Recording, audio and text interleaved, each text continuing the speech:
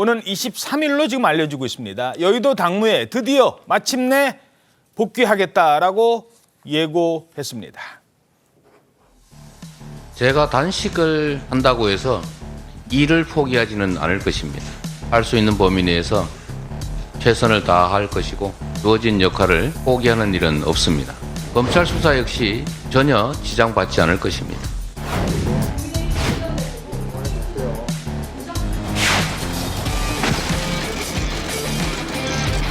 이번 주 정도에는 복귀하지 않으실까 예상을 했는데요. 건강 회복이 어렵네요. 건강 회복에 집중해야 될 것 같고요. 그 와중에 또 재판도 같이 있고 그래서 다음 주 정도에는 그래도 복귀하지 않을까 이렇게 예상하고 있습니다. 자, 약 한 달 만에 복귀하는 거죠? 네, 맞습니다. 정확하게는 이제 병원으로 실려간 이후부터 다음 주 이제 복귀를 하게 되면 35일 만이 되는데요. 예. 이 당무를 볼 만큼 건강이 회복됐다는 게 당의 설명입니다. 첫 일정으로는 23일, 그러니까 월요일에 최고위원 회의를 주재하게 되고요. 또 중단됐던 고위 전략회의도 오후 4시에 잡혀 있습니다. 이 대표 측은 민생에 집중하는 행보에 나설 거다 이렇게 말했는데 아마 혁신위 준비 같은 이제 국민의힘에서 조기 총선 체제에 돌입하게 되니까 이 부분도 의식을 해서 더 이상 당무 복귀를 늦출 수 없겠다 이런 판단도 내부적으로는 작동이 된 걸로 보입니다. 예. 주 2회 재판 일정에도 참석하는데 재판에는 모습을 보이면서 당무를 하지 않고 있다 이런 지적을 받는 점도 고려해서 더 이상 시기를 미룰 수 없다는 판단이 있었던 걸로 알려지고 있습니다. 그렇군요. 자, 그렇다면 당무에 복귀하면 어떤 현안을 풀어야 될까요? 지금 언론에서 가장 관심을 끄는 문제, 바로 이 문제일 것 같습니다. 해당 행위에 대해서는 아직 보류 상태이고 특히 당원 징계에 대해서는 현재 답변을 숙고 중에 있습니다. 정무적 판단 절차에 있다는 사실을 말씀드립니다. 해당 행위에 대한 조치는 과거에도 있었고 앞으로도 있을 것입니다. 이는 신상필벌, 당연하고도 일상적인 당무임을 말씀드립니다. 이것이 선당후사입니다. 자, 이재명 대표 체포 동의안에 찬성을 한 것으로 지목된 이른바 가결파 5인방 얘기도 나오고 있는데 이걸 어떻게 풀 건지. 자, 일단 민주당 입장부터 좀 들어보도록 하죠. 민주당은 별 문제 없을 거다. 그냥 통합으로 당분간 갈 거다라고 얘기를 하는데 그걸 곧이곧대로 믿기는, 지금 현역 의원 심사도 이제 곧 하죠. 지금 하고 있나요? 그런 상황인데. 예, 현역 의원 심사 곧 한다고 하고요. 그 영장 기각과 강서구청장 선거 압승으로 민주당은 굉장히 급속도로 지금 안정 모드로 가고 있지 않습니까? 그래서 이제까지 사법 리스크에 시달리는 이재명 대표께서 이제 자기의 본인의 리더십을 제대로 발휘할 수 있는 기회를 얻었는데 이거를 스스로 이제 날려버리지는 않을 것 같습니다. 그래서 제가 별도의 취재를 해본 결과 이재명 대표 그 가결파에 대해서 이렇게 별도 징계를 안 하겠다는 그런 의지가 비교적 확고한 걸로 저는 듣고 있고요. 예. 일부에서 볼멘 소리가 나오는 건 당연하다고 봅니다. 그렇다고 해서 이 사람들의 입장도 존중해 줘야 되는 것이고요.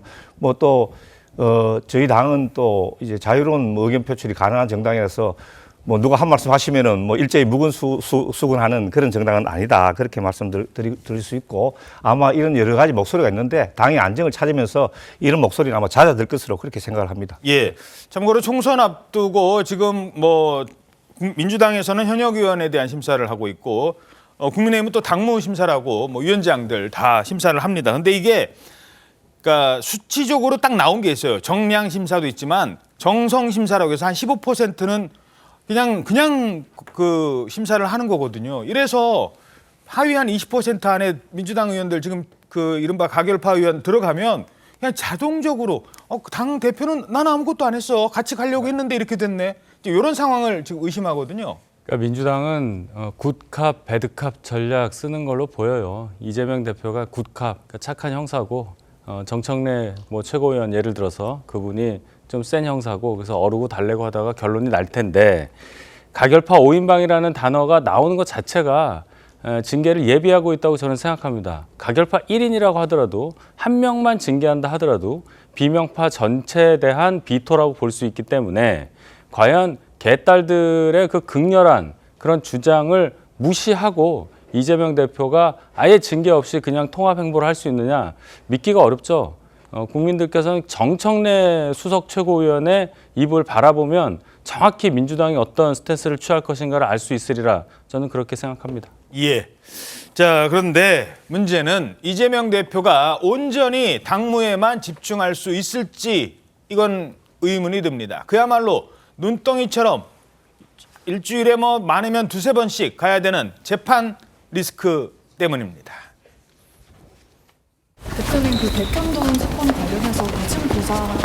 네, 계단 조심하시고요. 또 다른 신작 소설을 시작하는 모양인데 그래도 기초적인 사실은 좀 확인하고 가시는 게 좋겠습니다. 자, 이재명 대표는 신작 소설이라고 반박하고 있습니다만 검찰이 제출한 공소장을 봤더니 당시 상황이 아주 구체적으로 적혀 있습니다.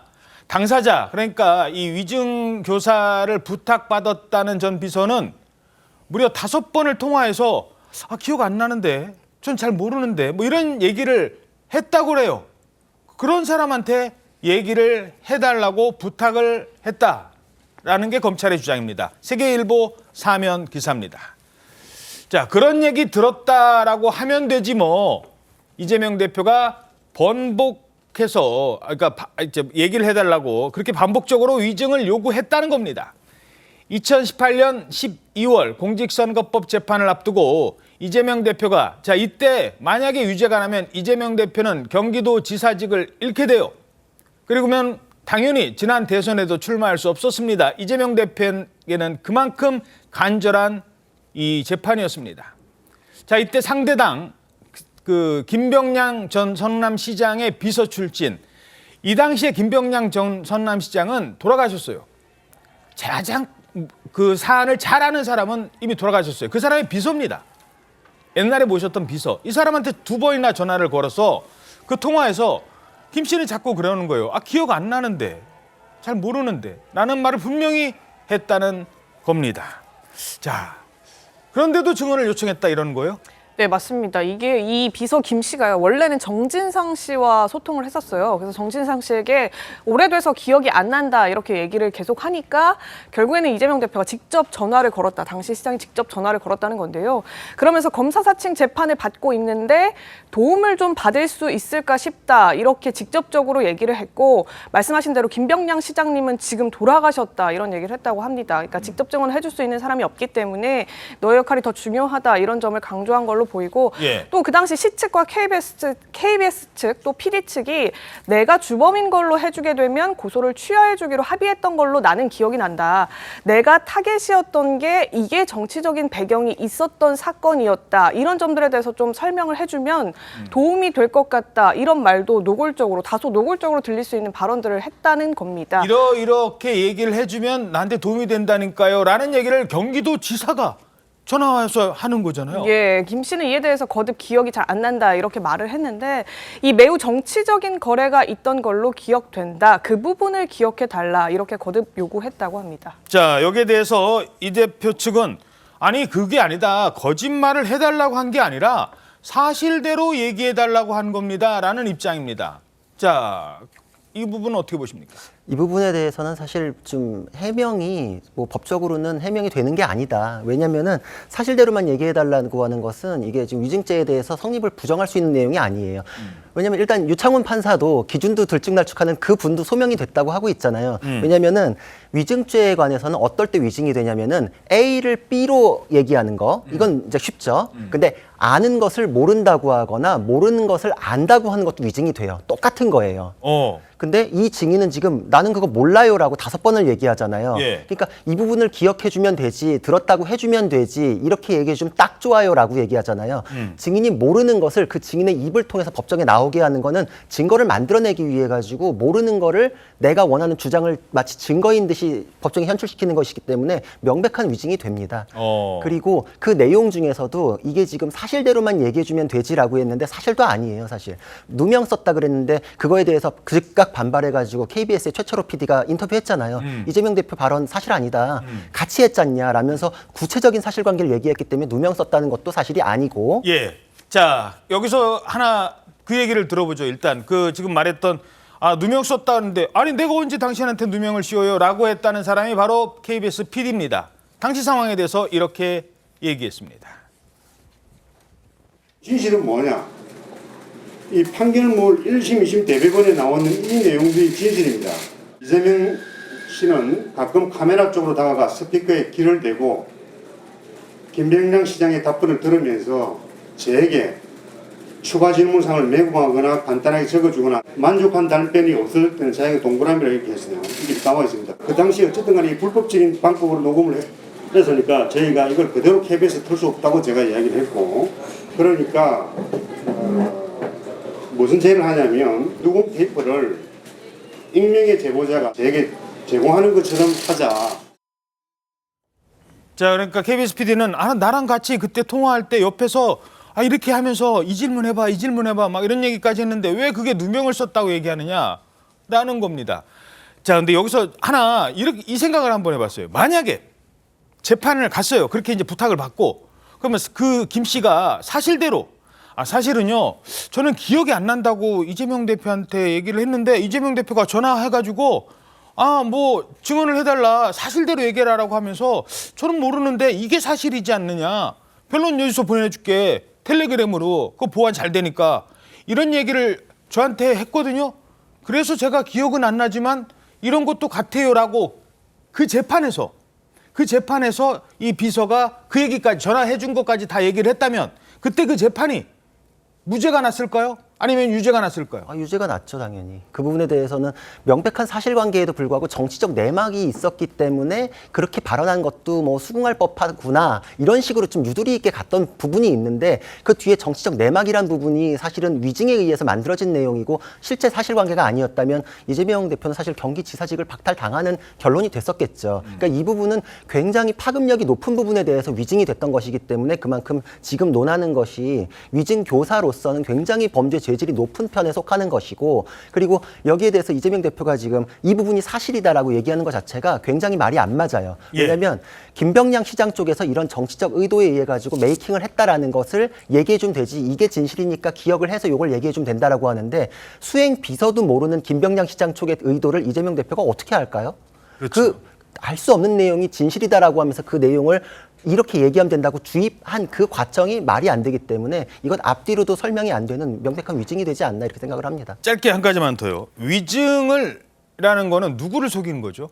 누구를 속인 겁니까? 재판장을 속인 거잖아요. 사실이 아닌데 그 재판장에서 재판장 앞에서 거짓말을 했다는 게 위증인데 그 위증 때문에 이런 일이 발생을 한 거기 때문에 그 위증 그렇게 말하라고 했다는 거를 얘기하지 않고 그러니까 이재명 대표가 나한테 이렇게 얘기하라는 거를 얘기하지 않고 그냥 그렇게 얘기하는 대로만 부탁받은 대로만 얘기한 것 이게 재판장을 속인 거라는 판단이거든요. 그렇죠. 그러니까 이거는 판결의 결론을 훔쳤다 이렇게 볼 수 있고요. 지금 굉장히 그 부분에서도 좀 안타까운 게 유죄 판결에 대해서는 유리한 방식으로의 재심이 있지만 무죄 판결을 훔쳐내면 그거를 재심으로 유죄로 뒤집을 방법이 없어요. 피고인의 이익을 위한 그렇죠. 거다. 예. 재심 구조가 그렇게 돼 있거든요. 그러니까 이재명 대표가 그것까지 알고서 여기까지 오지 않았나라는 것이고 이 부분은 녹취가 있기 때문에 사실 간명합니다. 그리고 위증을 한 당사자가 지금 같이 기소돼 있거든요. 이 두 사람에 대한 법정에서의 증언만 왔다 갔다 하면 곧바로 결론이 나올 수 있는 것이기 때문에 병합되지 않고 신속한 결론이 나오길 바라고 있습니다. 예, 반론 듣겠습니다. 위증이라는 게 수사기관에 있어보면 굉장히 입증하기 어려운 범죄인데 거기다 교사까지 붙었어요. 그래서 위증교사라는 것은 굉장히 좀 입증하기가 곤란한 범죄다. 이런 말씀을 먼저 드리고 싶고 이 문제에서 논란이 되는 부분은 이재명 대표가 KBS에서 나와가지고 이런 문제 발언을 한 게 2002년이고 재판이 있어가지고 위증교사 그 말씀을 그 비서에게 부탁한 게 2019년이라고 듣고 있거든요. 그러니까 17년이라는 갭이 있기 때문에 사실 당사자의 기억이 명확하지 않고 기억이 나지 않는다고 할 수 있단 말이죠. 그래서 위정교사가 아니라 저는 증언을 해달라고 부탁을 했다. 증언 부탁이다. 저는 이렇게 보고 있는 거죠. 기억이 안 나는데 그럼 자기 재판에서 어떤 말을 할 수도 없는데 그러면 가서 방어권 행사 차원에서 부탁을 할 수도 있는 것 아닙니까? 그래서 저는 그것을 위정교사라고 하지 않고 증언 부탁이다. 협조를 요청하고 방어권 차원에서 얼마든지 할 수 있다 저는 이렇게 보고 있습니다. 예, 알겠습니다. 아니, 근데 하나만 얘기하자면 저런 얘기들을 하기 때문에 오해가 생길까 봐 판사님이 그 위증의 벌을 경고하잖아요. 그때 똑같이 설명해요. 사실을 다르게 설명하는 것뿐만 아니라 모르는 것을 안다고 해도 위증이 성립합니다. 주의하세요라고 경고를 하고 시작해요. 일반인들 마인드는 저렇게 생각할 수 있는데 법적으로는 그렇지 않습니다. 모르는 걸 안다고 하는 것도 위증이다. 그렇죠. 판사님이 항상 똑같이 설명해 줍니다. 예. 자, 이런 가운데요. 그럼 이제 위증 재판을 해야 되잖아요. 그럼 누가 판단을 하느냐? 어디서 판단하느냐? 법원이 이 위증교사 사건을요.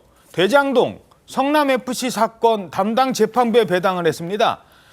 대장동 사건, 성남FC 사건이랑 이 위증이랑은 무슨 관계가 있는 건지 이러자 국민의힘은 안 됩니다라며 목소리를 높이고 있습니다.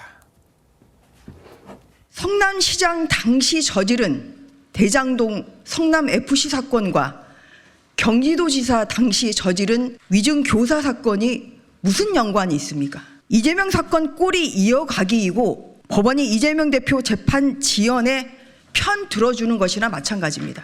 관련도 없는 위증교사 사건까지 합쳐진다면 언제 1심 판결이 선고될 것인지 국민들은 걱정이 큽니다.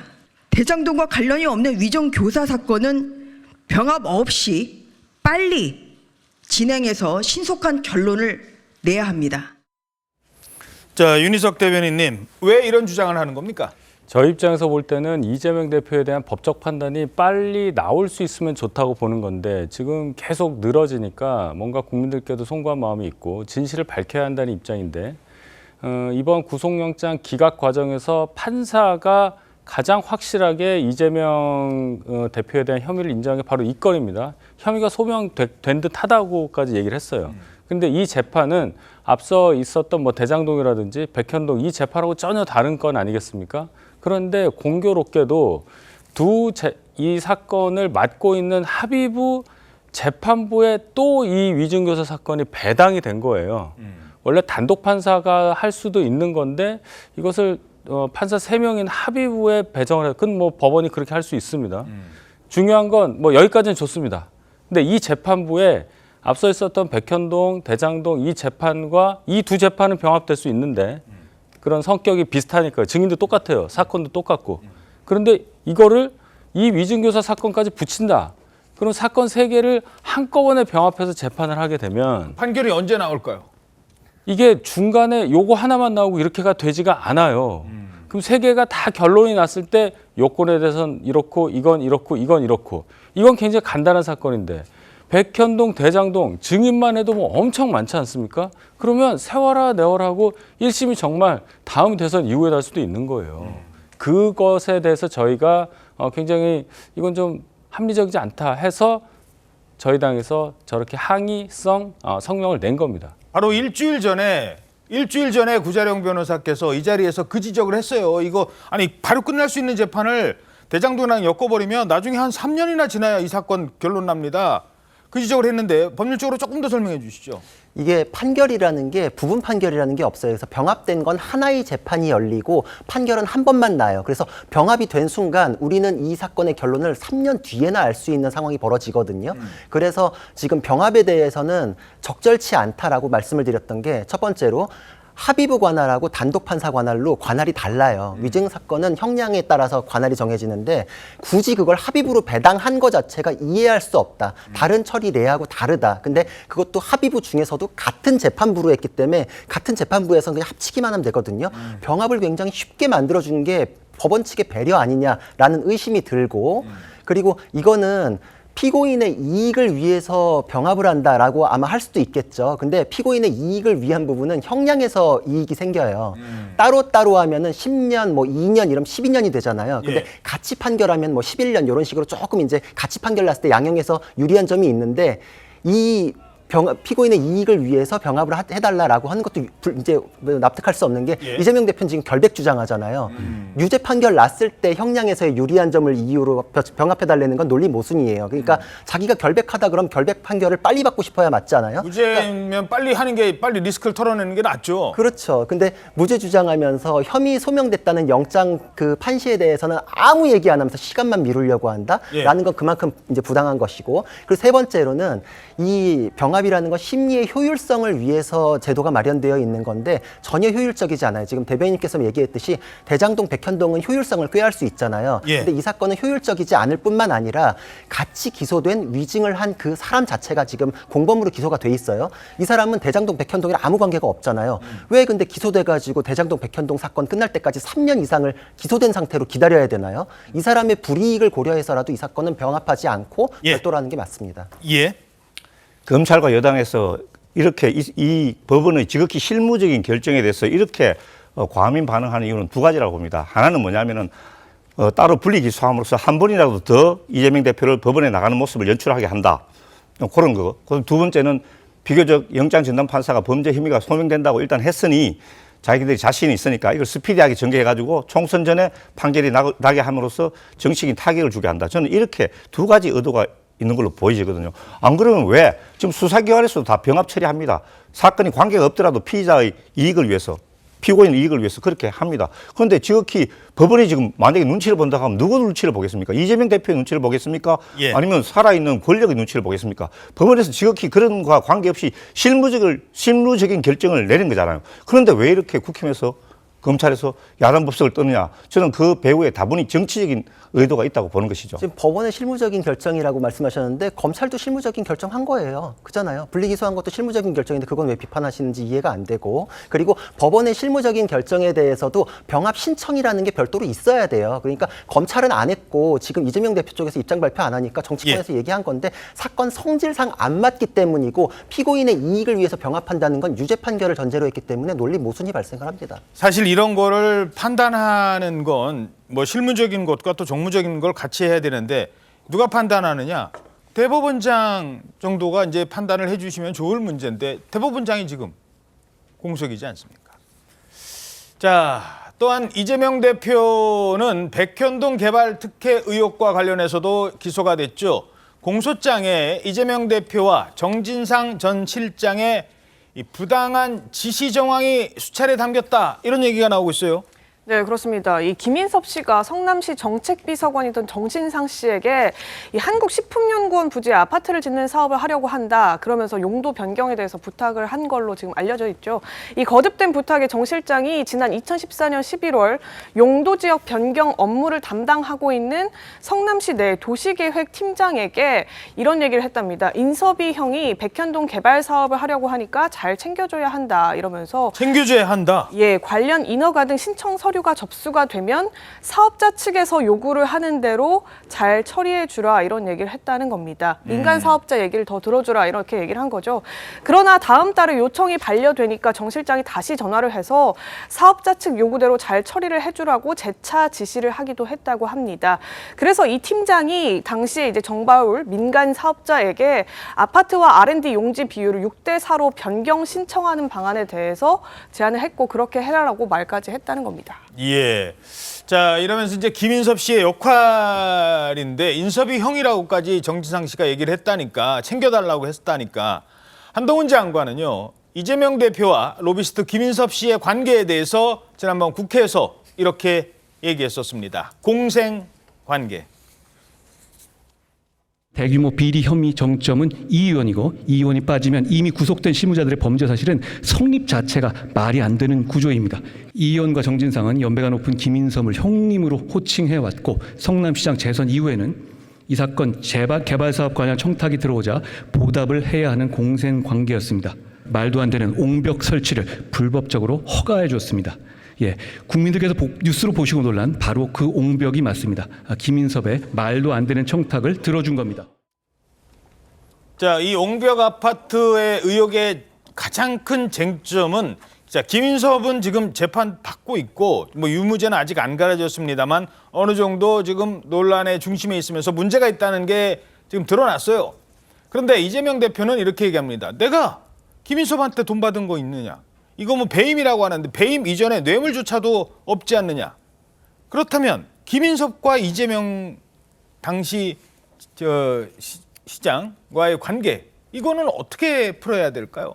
법정에서 증언을 통해서 진행이 될 수밖에 없고, 이 증언은 사실 그 직접 증거를 지금 유창훈 부장판사 같은 경우에 뭐 녹취나 CCTV 뭐 이 정도 아니면 직접 증거 없다 이랬는데, 법원에서는 그 증언에 관해서 간접 증거들 다 이런 걸 모아서 심증을 형성을 합니다. 이거 비슷하게 생각하시면 돼요. 드루킹 사건 때도 드루킹이 댓글 조작한 건 맞았잖아요. 예. 근데 김경수 지사의 공모 관계에 대해서 의심스럽다고 해서 영장이 기각됐었어요, 그때도. 쭉 한번 가서 둘러보기만 했고 뭐 자기네들끼리 옆에서 밥 먹었다 이러면서 이제 기각이 됐었어요. 그렇죠. 여기서도 지금 정바울 씨랑 김인섭 씨는 구속돼 있잖아요. 그 사람들이 이렇게 한 건 맞아요. 지금 여기까지 확인이 됐고, 거기에 이재명 시장의 관련이 어디냐, 이게 지금 구조가 비슷하다고 볼 수 있거든요. 근데 이 타임라인상 누구를 만나고 공무원한테 어떤 지시가 내려가고 정진상 실장을 만나고 뭐 잘해주려고 반려했다, 이렇게 타임라인이 완벽하게 맞아 들어가는 게 증언을 들어보면 알아요. 그럼 결국은 이것이 이재명 시장의 개입 없이 될 수가 있겠냐. 한동훈 장관도 방금 말씀하셨다시피 이재명 시장의 개입이 없이는 이 사건 자체가 구조가 성립이 될 수가 없어요. 그러니까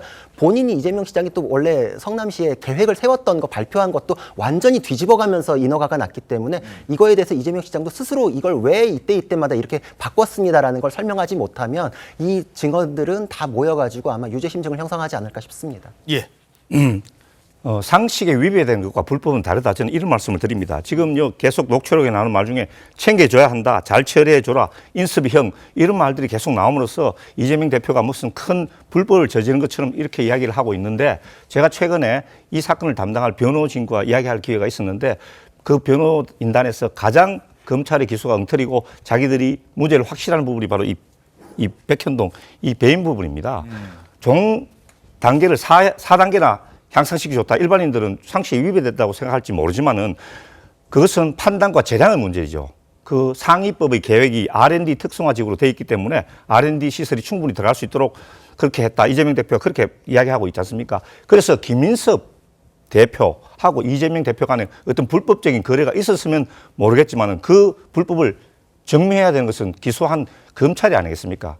저는 이 부분 가장 명백하게 무죄가 날 거라고 그렇게 예상을 합니다. 아니, 상식적으로 그 산지에다가 종상형을 4단계를 해서 뭐 할 수는 있다고 치는데, 옹벽 높이 15m 이상 할 수 없음에도 불구하고 50m까지 해서, 거기 아파트 가보면요, 아파트 8층까지가 옹벽이 가려요. 그런 것을 짓는 것까지 시장이 몰랐다, 이거 하는 게 맞다, 이런 결정을 했다는 것이 상식은 당연히 위배되고요, 법에도 위반되는 걸 지금 알고 있지 않습니까? 그렇게 말씀하시면은 국민들께서 오해를 하시는 거예요.